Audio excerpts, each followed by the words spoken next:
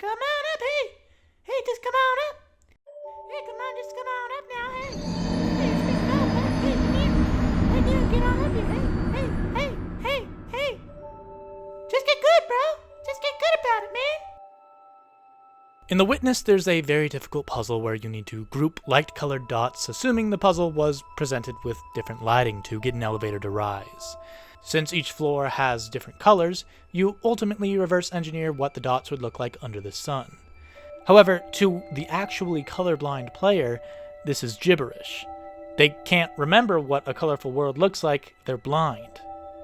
This is my favorite puzzle in the game, and it could be very easily translated or changed to include colorblind players. But there's a greater meaning to this obstacle: to experience colorblindness. It's easy to say games are for everyone, but that's not really how art works. You're gonna lose some context handing MGS3 to an infant, and that's a strength, not a weakness. To translate empathy for colorblindness to the colorblind seems impossible, and redundant to boot. Localization was hard enough before the metaphor was a pun inside of a puzzle. I love difficult games, but is it truly possible to share everything with everyone without explaining the joke? Accessibility is a matter of one-handed controllers for one-armed players. What we're really talking about here is demographics.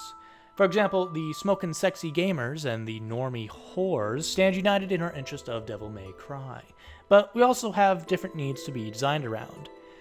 The easy mode in this game is boring, but it also turns productive members of society into irony-poisoned e-girls. So actually, it's a perfect system. No notes. Difficulty modes are good.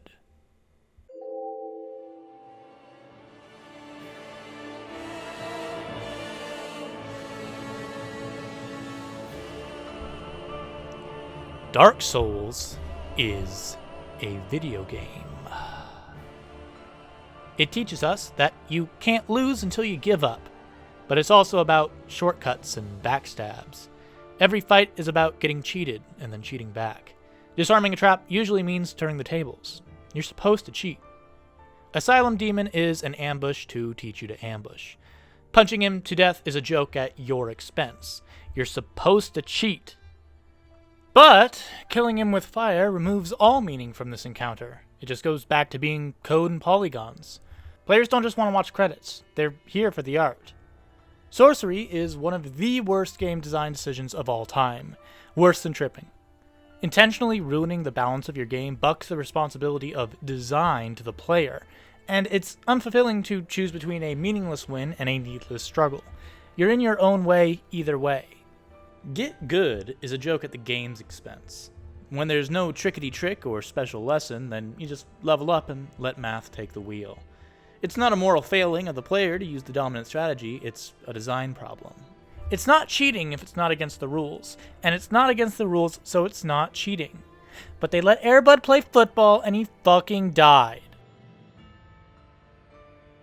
In conclusion, we're supposed to remove blockers between players and the art, not block the art. Design starts when you ask yourself what you want to say. Then ask who you want to say it to, and then how you can bridge that point to that audience. Accessibility reinforces that bridge with an advanced understanding of common pitfalls and blind spots. If hard mode is considered inaccessible, then the game is. And a game for everybody is a game for nobody. How can you be certain that you respect the differently abled if you can't watch them beef it, stare him in the eye, politely ask him to get fucking good?